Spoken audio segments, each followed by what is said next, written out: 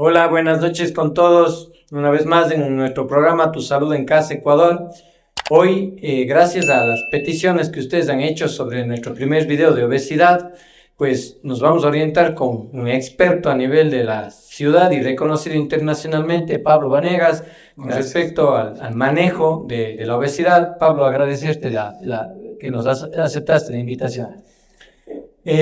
Sabemos, ¿no? Pues hemos conversado que la obesidad es un problema de salud pública realmente y habíamos comentado que existe mucha estadística, depende de cada país, pero aproximadamente un 70% de la población está fuera del peso adecuado, es decir, de cada 10, 7 personas están fuera de un peso adecuado para su edad. La obesidad es un problema real y quiero empezar por ahí, Pablo. ¿Cómo identificas este problema de la obesidad? Yo suelo decir que se ha normalizado este problema, no es un problema olvidado, ni los seguros de salud a veces te quieren cubrir este tema. ¿Cómo le ves tú que todos los días estás palpando esta situación? Bueno, primero muchas gracias a todos ustedes, qué gusto estar acá. Y pues sí, como tú dices, y creo que todos nos hemos topado con algo parecido, yo siempre les digo a todos, es tan fácil como salir a la esquina de una calle y contar a la gente que vemos con sobrepeso, con obesidad. Sin duda, yo creo que llegaríamos al 70-80%, es decir, 7 o hasta 8 de cada 10 personas que nosotros vemos o ecuatorianos viven con sobrepeso o obesidad. Y son cifras de verdad alarmantes, ¿no? A día de hoy, pues, creo que merecidamente ha tomado un auge esta enfermedad. Antes, ustedes recordarán, se la reconocía solamente como factor de riesgo de infartos, de diabetes, de muchas otras patologías. Pero pues ventajosamente a partir del 98 la Organización Mundial de la Salud ya la reconoce como una enfermedad. A partir de allí otras sociedades importantes se pronunciaron al respecto y pues tenemos lo que sucede el día de hoy. Yo pienso también que la parte de la pandemia de COVID que tuvimos hizo que tome un gran auge porque pues vimos que las personas que vivían con obesidad pues tenían la mala suerte que fallecían más, ¿no? Entonces, entre esas dos situaciones parece que fue como un punto de inflexión para que hoy se la tome como mucho en cuenta. Pablo, y viene ahí lo que siempre nos preguntamos, ¿no? ¿Por qué las personas están obesas? ¿Por qué las personas están en sobrepeso? ¿Solamente tienen que ver con los hábitos, cuanto alimentarios, ejercicio, o hay alguna otra causa que pueda predisponer a esta situación? Bueno, es importante que entendamos a la obesidad como una enfermedad porque pues si la entendemos como una enfermedad vamos a saber que nadie quiere estar enfermo, nadie quiere tener cáncer, nadie quiere tener diabetes, nadie quiere tener la presión alta. Entonces, primero ir entendiéndola como una enfermedad y quitar los estigmas de las cosas, ¿no? Lamentablemente siempre se ha visto a la persona que vive con obesidad como una persona que no le gusta cuidarse o que es ociosa o que es floja, perezosa. Y pues la verdad no es así. Nadie quiere estar enfermo. Es un constructo de varias circunstancias, de varias situaciones, desde partes de cultura alimenticia, de situaciones de sedentarismo, falta de ejercicio, la parte anímica, la parte emocional que juega mucho en cuenta en esta situación. Situaciones genéticas, sabemos a día de hoy que hasta dependiendo de la bibliografía que leamos y las poblaciones, entre un 40 y 70% del problema de la enfermedad tiene que ver con la parte genética. Entonces son varias cosas que coexisten y que coalescen para que se pueda presentar el problema, ¿no? Voy a aprovechar también, Danielita, ¿cuál es nuestra perspectiva desde la parte de niños y adolescentes, ¿no? Porque a veces, como dice Pablo, al menos yo que me dedico solamente a tema de adultos, realmente casi siempre en la consulta estamos viendo personas con sobrepeso y obesidad, pero ¿cuál es la realidad hoy de la parte de pediatría de los niños y adolescentes? Bueno, lamentablemente, o es muy triste decirlo, pero tal y como decía el doctor Pablo, alrededor del 70% de los niños y adolescentes ya tienen un problema de sobrepeso. Y el problema más grande yo creo que radica en que se subestima como enfermedad. Llegan a mi consulta los pacientes y no llegan porque tienen sobrepeso. llegan preguntando porque quieren saber cómo está la talla del hijo, cómo está un chequeo general, y cuando lo revisamos nos damos cuenta de que en la relación del peso para la estatura está con sobrepeso o ya tiene incluso obesidad.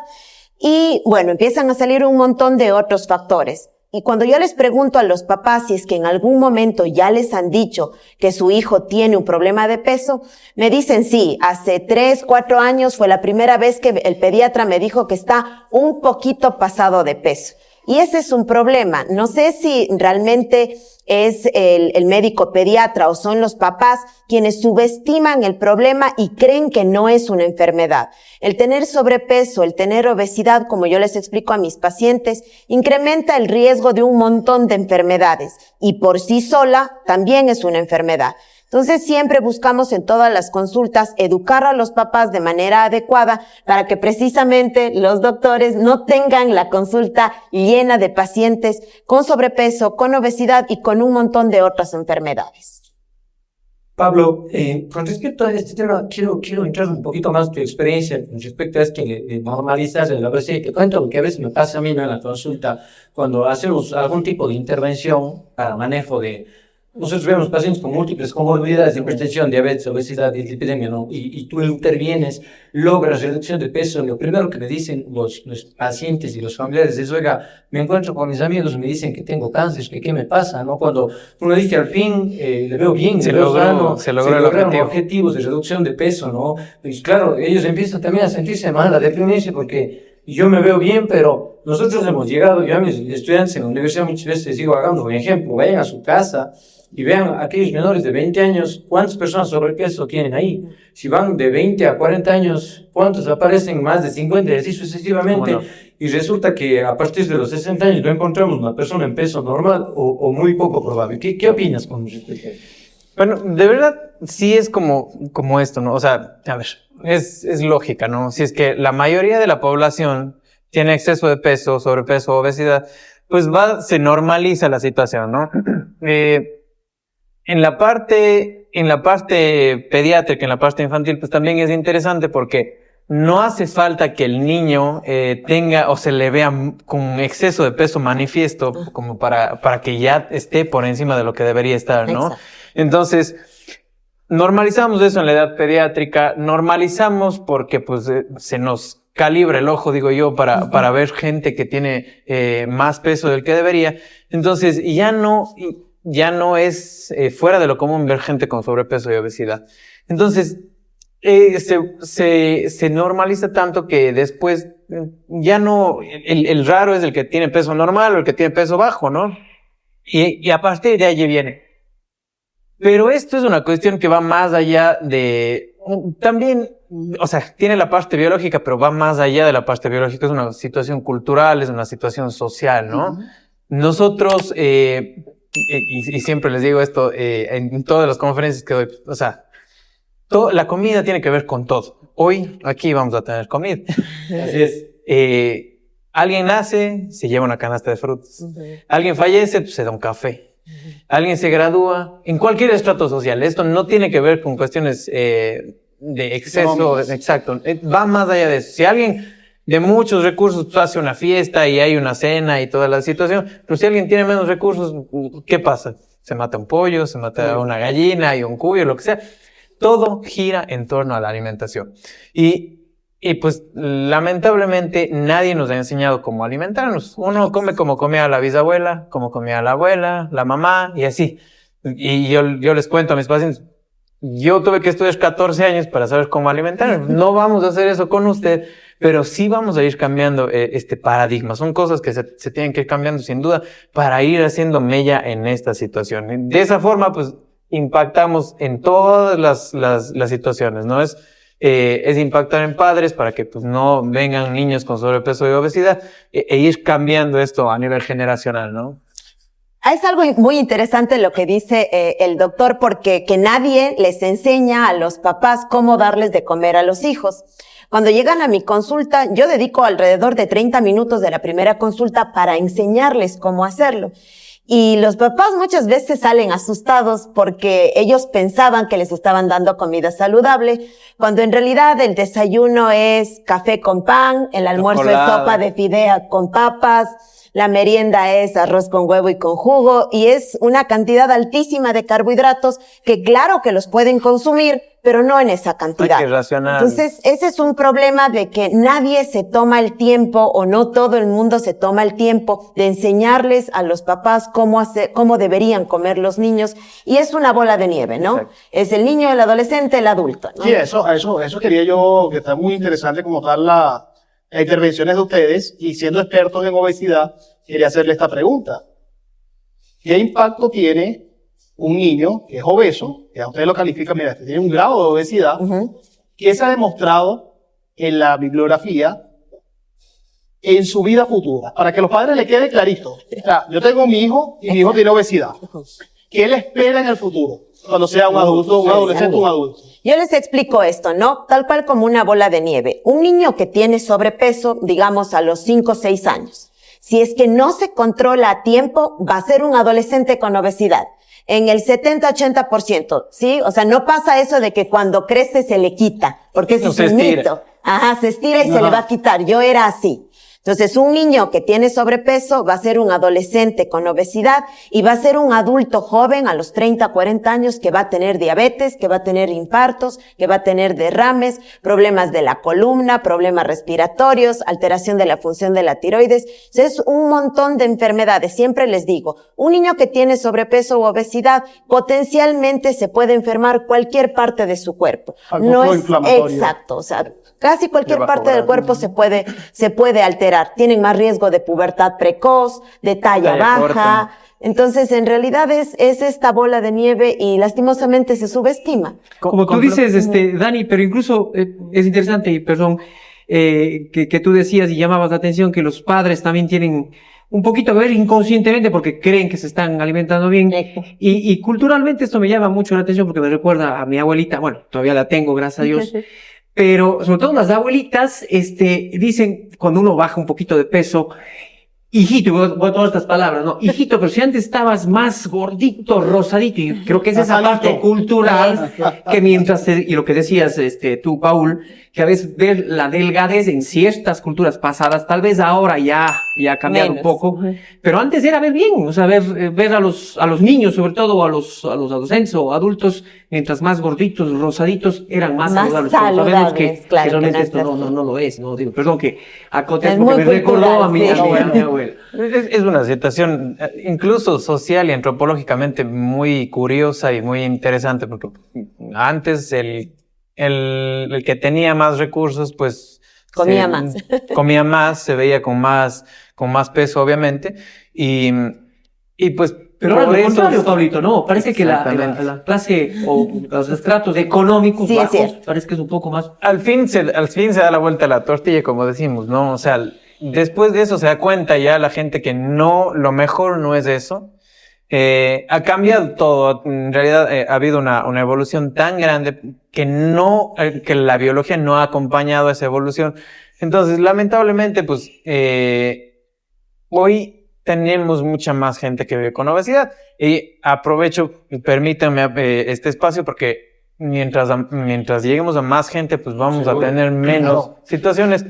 Ya no llamamos a la gente obesos, eso es muy estigmatizante para la gente. Hablamos de gente que vive con obesidad, gente que vive con sobrepeso. Entonces, eso inclusive quita un poquito esa barrera que tiene la gente para conversar del peso con cualquier persona. Si es un profesional de la salud, pues mucho más aún, ¿no? Abriendo un tema interesante, Rodrigo, quiero empezar contigo. Hablamos de estas enfermedades relacionadas a la obesidad, ¿no es cierto? Tú, que regularmente estás viendo una de las complicaciones más difíciles y que mayor mortalidad pueden dar, ¿cuáles son esas enfermedades que regularmente en el paciente con obesidad tú estás viendo? Sí, seguro. Es que es para nosotros frecuente, realmente que a diario hacemos intervencionismo cardíaco, ver un paciente que a la final tuvo una complicación que fue el infarto, y es un paciente como tal libre de factores de riesgo, como lo comentábamos, y libre de esta enfermedad llamada obesidad. Realmente para nosotros es lo habitual. lo habitual es que el paciente infartado es un paciente que previamente estaba dislipidémico, tenía colesterol o triglicéridos elevados, es un paciente que tenía diabetes muy frecuente, es un paciente que tenía algún grado de obesidad, y bueno, por ahí nos vamos entre otros factores, como el hábito tabáquico, que es muy aterosclerótico. Entonces tenemos realmente múltiples factores de riesgo en aquellos pacientes que llegan a tener esta complicación, pero uno que es sin duda alguna dentro de lo más frecuente es el grado de obesidad. Y normalmente ya eso es a voz populi, ¿no? Que la persona que tiene obesidad comparte ciertos factores o ciertos hábitos que son igual para la hipertensión, para la diabetes, para el colesterol. Pero Pablo, ¿qué otras enfermedades relacionadas con la obesidad tenemos? Porque como digo, uno dice obesidad y ya dice diabetes, hipertensión, colesterol, pero realmente son solo estos trastornos metabólicos los que les representan a la obesidad, ¿o qué más podemos tener? Y es una interesante y muy buena pregunta porque lamentablemente la obesidad es el punto de partida o el punto de que empeoren más de 200 enfermedades. Entonces, a partir de ahí ya podemos saber que la obesidad se asocia con casi todo lo que tiene que ver con el cuerpo, ¿no? Desde situaciones metabólicas, que son las que más comúnmente llaman la atención porque son las que más enferman y matan, aparte del infarto agudo del miocardio, la parte de las dislipidemias mixtas, toda la cuestión de diabetes y las alteraciones del metabolismo de los hidratos de carbono, pero el problema del peso tiene una injerencia en todo el organismo. Si nos vamos a la parte mecánica, pues hay problemas articulares, dolores de cintura, de cadera, de rodillas, de talones, fascitis. Si nos vamos a la parte del cáncer, que mucha gente, pues obviamente con conciencia, pues le tiene miedo al cáncer, tiene mucha relación con el cáncer de tubo digestivo, cáncer de colon, también cáncer de endometrio para las mujeres, se relaciona mucho con el cáncer, se relaciona mucho con la enfermedad psicológica, psiquiátrica, mucha depresión, mucha ansiedad, otras enfermedades que las conocemos como trastornos de la conducta alimentaria, que son la bulimia, el trastorno por atracón, el comedor nocturno, varias de este tipo de cosas. Entonces, hoy nosotros en las conferencias internacionales que damos, hablamos de una cosa que se llama lipotoxicidad. La lipotoxicidad no es más que el efecto negativo que tiene la obesidad en los distintos órganos del cuerpo. Cerebro provoca más Alzheimer. Corazón, insuficiencia cardíaca a nivel renal, disminución de la filtración o de la función del glomerular, a nivel pancreático, obviamente, pues lo que tiene que ver con diabetes, y a nivel de hígado, que está muy de moda ahora la enfermedad hepática metabólica, que llega a ser la primera causa, Agustín conoce muy bien de esa parte, es la primera causa de cirrosis y que lleva al trasplante hepático y que provoca cánceres de hígado, ¿no? Entonces, lamentablemente, la obesidad con su lipotoxicidad daña todo el organismo. Qué interesante, si podemos pasar más de media hora nombrando cada una de las enfermedades, reflujo gastroesofágico, la parte pulmonar, varices y ese tipo de apnea del sueño. Es un tema realmente, creo que nos va quedando claro, o al menos intentamos dejar ese mensaje, que la obesidad primero es una enfermedad como tal y ya viene siendo sistémica y multisistémica, ¿no? Porque afecta a varios órganos y sistemas. Y ahí, Daniela, la pregunta es, insistimos, en el tema de los niños, ha quedado claro que la obesidad existe. Sí. Y estas otras enfermedades relacionadas con la obesidad también se ven en los niños y adolescentes. Sí, de hecho, bueno, hablando de mi experiencia y mi consulta, lo que más veo yo tristemente asociado a la obesidad y el sobrepeso en niños es problemas de bullying, de ansiedad, de depresión. Incluso hay varios estudios que hablan en esta parte sociológica de que está comprobado que a las personas que viven con sobrepeso y con obesidad se les da un trato distinto que a las personas que no tienen este problema, que es esta segregación, ¿no? Entonces yo veo muchos niños que incluso son muy cohibidos y es muy bonito ver que conforme van en el tratamiento hasta cambia el niño, ¿no? Llega a la consulta y es mucho más desinhibido. Y es su verdadero ser, ¿no? Exacto, o sea, es lo que el niño de verdad es en su casa ser, sí. y todo. Sí, pero cambia cuando sale al mundo real, pues tiende a cohibir. Sí, se cohíben un montón. Esa es una de las partes que yo más veo. También vemos muchísimo hígado graso, ya desde la Cuestiones de adolescencia. insulina. Muchísima resistencia a la insulina. Hipotiroidismo. Alteraciones a nivel de la tiroides. Siempre hablamos de que las personas dicen que padecen de tiroides, que ya habíamos hablado en uno de nuestros programas anteriores, que es el hipotiroidismo. Lastimosamente se hace esta asociación de que si tengo hipotiroidismo me va a dar obesidad o sobrepeso. Pero en realidad, al menos en los niños vemos un montón que cuando hay una gran cantidad de tejido graso, este produce una elevación en esta hormona, que es la TSH, que es la hormona de la tiroides, provocando algo que se llama hipertirotropinemia, que es un hipotiroidismo que se quita, ¿no? Que no va a requerir tratamiento. Bajando de peso. Exacto. Solo bajando de peso esto se revierte. Entonces, en general son los problemas psicológicos, el hígado graso, resistencia a la insulina y, sobre todo, yo creo que el que más veo es pubertad precoz. Eso es importantísimo lo que Eso menciona. es Y todo el tiempo. lo vemos a diario y Paul seguramente lo ve también. A diario en nuestras consultas. Sabe que siempre nosotros hacemos recomendaciones como debemos hacer preventivas. Después, no solamente la injerencia farmacológica, sino que cuando le damos recomendaciones al paciente y le estamos hablando de una actividad física, de alimentación saludable, le decimos, doctor, pero tienes que bajar de peso porque tienes sobrepeso, estás en grado tal. Y dice, no, doctor, es que yo tengo hipotiroidismo. Ay, no, que yo como muy bien. Y yo siempre te justifican eso. Y eso es importante aclararlo. Inmediatamente dicen, no, yo estoy obeso porque tengo hipotiroidismo. Entonces, va muy relacionado a lo que están comentando Sí. y hacer énfasis en estos mitos que hay, ¿no? En la población. Cuando les digan eso, díganles que lo único que hace el hipotiroidismo sin tratamiento es subir 2 kilos de agua. Eso digan. Sin tratamiento. Y es muy raro que haya alguien pero sin importante tratamiento. es- Porque ese es nuestro día a día, ¿o no? Sí, Sí, sí. Claro que sí. Antes de entrar un poquito en la parte del tratamiento, siempre que tenemos una enfermedad uno busca cómo la diagnostico, ¿no?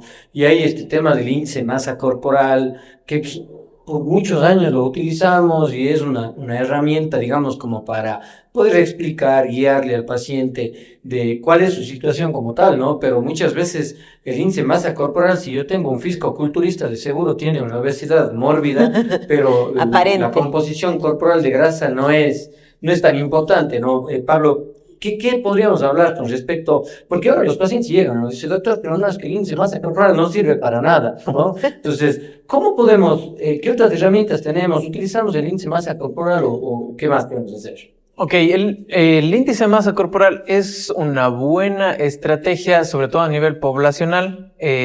Nos permite hacer una pesquisa en grandes poblaciones. Es útil como un primer aproximación al paciente, ¿no? Pero después, como todo, tenemos que individualizarlo al paciente. Hay cosas tan sencillas como medir el perímetro de la cintura, es decir, tomar una cinta métrica y medir el perímetro de la cintura del paciente, que tenemos ya puntos de cortes establecidos para diferentes tipos de poblaciones, anglosajones, pacientes que son latinos, asiáticos. Entonces, hay puntos de corte para mujeres y hombres. La otra es hacer una relación entre el perímetro de la cintura y el perímetro de la cadera, ¿no? Se llama el índice cintura-cadera, que también, dividiendo el perímetro de cintura para la cadera, pues obtenemos un índice, y eso, a partir de un punto determinado en hombres y en mujeres, también ya se reconoce como exceso de peso deleterio para el paciente. Hay otras herramientas un poquito más sofisticadas, ese es el gran término. Yo en mi consulta, pues obviamente estoy sesgado porque me dedico a la obesidad, hago lo que es el análisis de composición corporal, entonces vemos cuánto del peso es músculo, cuánto del peso es grasa, cuánto del peso es agua, así como que muy brevemente. Y de ahí otras estrategias que son ya más para la situación científica, que es el DEXA, ¿no? Es evaluar la composición corporal a través pues, de los rayos X, ¿no? Hay otros métodos mucho más sofisticados, pero que en realidad calorimetría y otras cosas más que ya para la parte clínica pierde un poquito de validez. Pero sin duda, hacer un índice de masa corporal es útil. Hay que individualizarlo al paciente y ver en dónde está localizada esa grasa, ¿no? Entonces, hay varias cosas que en realidad son en todo, cada uno de nosotros podríamos hacer en la consulta y no nos lleva mucho tiempo, ¿no? Creo que como en todo, no siempre tenemos lo que los médicos llamamos ese gol estándar, ¿no? El cual aquí hay que trabajar mucho con la historia clínica, las heridas, los exámenes de laboratorio que nos van a dar una idea integral de cuál es el estado de salud de esa persona. No sé, Daniela, capaz en el tema de niños muy parecido, ¿hay algún otro ajuste ahí? Sí, bueno, sí ocupamos el índice de masa corporal, pero es mucho mejor el índice triponderal. Ah, bien. Si ocupamos el índice triponderal, ocupamos las percentilas, entonces ahí hay una cierta variedad con respecto al adulto. Lastimosamente, la composición corporal todavía no está normada en niños, Claro, pero en adolescentes sí se puede ocupar con ciertas ajustes que hay que hacerse, y también lo que es el perímetro de cuello, el perímetro abdominal. Hay también un índice que se puede ocupar, sobre todo en lugares que no hay acceso incluso a balanzas, ¿no? Entonces se ocupa la relación entre la estatura y el perímetro abdominal. Eso es también una forma para hacer a manera de tamizaje. Y sobre todo también las otras cosas que podemos encontrar en el cuerpo de los niños clínicamente que nos pueden indicar que ya hay problemas. Por ejemplo, esta coloración oscura en el cuello, en las axilas, que se conoce como acantosis nigricans, que ya pudiera indicar que hay un problema metabólico. Estas como verruguitas, que son los acrocordones que se pueden encontrar en cuello, en axilas, que también pueden indicar ya problemas metabólicos como en las grasas o en los lípidos. Entonces, todos estos signos y síntomas nos pueden ayudar para el diagnóstico clínico, o sea, sobre todo es de tipo clínico y es bastante sencillo, desde un médico general hasta un médico con una alta especialidad en obesidad los puede hacer sin ningún problema. Qué interesante el tema y qué interesantes cosas que van saliendo. Igual no se olviden, si tienen preguntas, déjennos todas las preguntas que tratamos de responderlas siempre. Y bueno, como vamos intentando decir, no, si es que esto es una enfermedad, pues debe haber un tratamiento para esta enfermedad. Y ahí, Pablo, vamos a empezar a ponerte en aprietos. Bueno, a intentar ponerte en aprietos. Porque realmente, ¿cómo se puede enfocar este tratamiento de la obesidad? ¿Y qué quiero decir, no? Porque claro, uno dice, tratamiento de la obesidad es comer bien, hacer ejercicio y ya está, pero realmente así se trata la obesidad. A ver. Como hemos visto, la obesidad es un problema de salud pública que abarca todas las edades. Si quieres saber el tratamiento de esta compleja enfermedad, síguenos en la segunda parte en nuestras redes sociales.